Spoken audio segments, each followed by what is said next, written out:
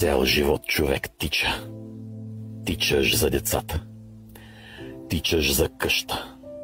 Тичаш на работа. Тичаш след много ненужни неща.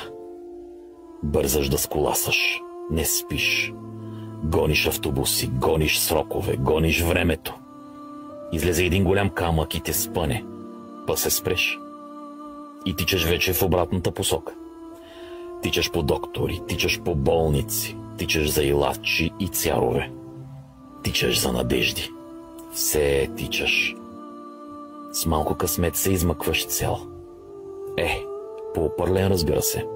С обгоряла душа от тичане, но жив. Правиш 100 кръга в кръговото си житие и си сядаш на задника. Вече не тичаш. Не бързаш. Нищо не гониш. Децата са големи, къщата също, но живееш само в една стая. Не ти се работи толкова, свършил си я всичката. Колкото можеш. Колкото, толкова. Утре, ако е живот и здраве, пак. Не поглеждаш часовника. Какво да му гледаш? Часовник като часовник. Гледаш да се насладиш на това, което имаш. Слънце, двор, градинка и няколко животинки, които те обичат. Имаш хляб, имаш подслон, имаш и хора, които те обичат. Дърпаш чертата. Що е било това тичане толкова? И защо не си се спрял? Защото е трябвало да се спънеш и да разбереш, че не всичко е тичане.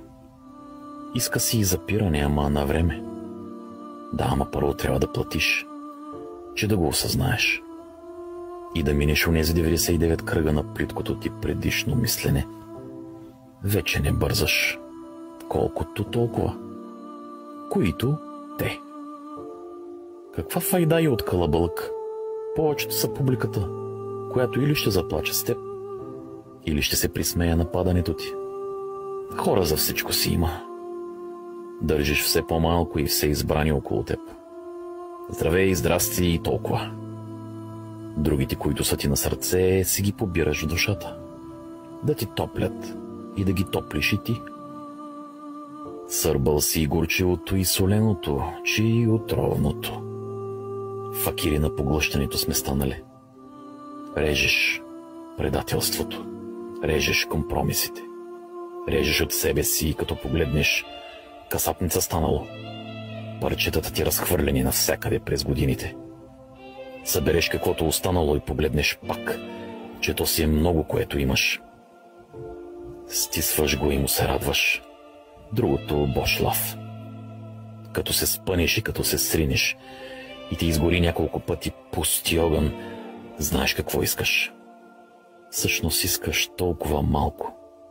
Едно легло, каша и хляб, да не нагарча. Един покрив над главата ти и една шепа сладост в думите. И вместо илачи, очи, които да лекуват. Дръпнеш чертата. Достатъчно е. Нататък каквото даде Господ. Макар че хората се обезвериха, но търсят присъствието му, когато са без надежда или когато искат да обгърне с милостта си свидните им.